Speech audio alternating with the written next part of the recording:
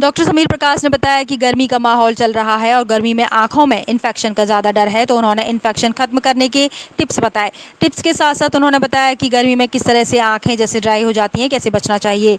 Doctor Sameer प्रकाश ने लोगों को बताया कि टिप्स के साथ साथ अगर आंख में लालपन ज़्यादा है, खुजली है, तो डॉक्टर को दिखाओ। डॉक्टर समीर प्रकाश ने जहां लोगों को मोतियाबिंद हो जाता है, वहीं गरीब लोग ऑपरेशन नहीं कर पाते थे, तो डॉक्टर समीर प्रकाश के यहाँ ऑपरेशन फ्री चल रहा है, जिसका रजिस्ट्रेशन भी समीर प्रकाश ने फ्री रखा है। ऑपरेशन डेली किए जाते हैं, जो कि साल भर किए जाएंगे। आप सभी को सादर नमस्कार।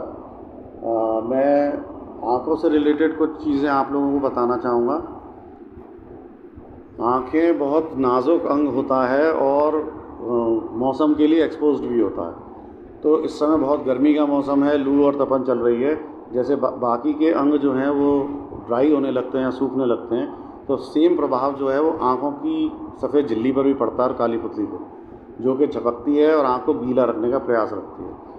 कुछ कारणों से, कुछ बीमारियों की वजह से पलक का झपकना कम हो जाता है।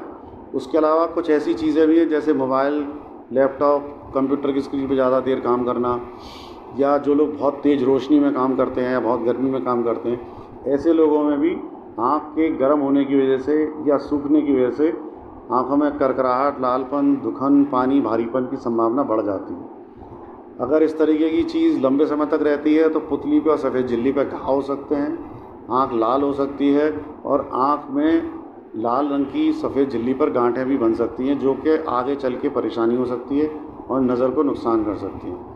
तो मेनली मौसम के बदलने के हिसाब से गर्मियों में जो सूखापन आता है उससे अपने आप को बचा के रखें। बचाव के सिंपल उपाय मैं आपको बताने की कोशिश कर रहा हूँ। सबसे पहला तो ये है कि डार्क ग्लासेस आप इस्तेमाल कर सकते हैं, जिसमें कि धूप, धूल और तेज़ रोशनी जो है वो नुकसान करने वाली जो है उससे आंखें रुक जाएं।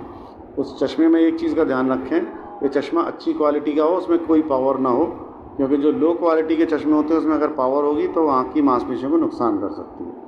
उसमें डार्क ग्लासेस भी आते हैं, फोटोक्रोमेटिक भी आते हैं, तो इस तरीके के चश्मे का इस्तेमाल कर सकते हैं। पीने की मात्रा, पानी की मात्रा बढ़ाएं और ऐसे फल जिसमें पानी ज़्यादा होता है वो लेके रखें। इलेक्ट्रोलाइट पानी का इस्तेमाल करें, जिससे पानी अगर शरीर में होगा तो कहीं पर भी शरीर में और आँखों में ड्राइनेस नहीं आएगी। उसके अलावा कभी कभी इस बदलते हुए मौसम में गर्मी की वजह से इन्फेक्शन और खुजली की संभावना बहुत होती है, ख़ास तौर से जिन मरीज़ों के ऑपरेशन हो चुके हों। अगर उनकी आँख में खुजली या पानी की संभावना होती है, सूखेपन की संभावना होती है, तो वो डॉक्टर को दिखाने के बाद ही ड्रॉप का इस्तेमाल करें, अपने आप ड्रॉप का इस्तेमाल नहीं करें। और अगर लाल हो रही है तो एक बार ज़रूर दिखा लें, क्योंकि आँख लाल होने के बाद दर्द करके घाव बनने की संभावना ज़्यादा रहती है।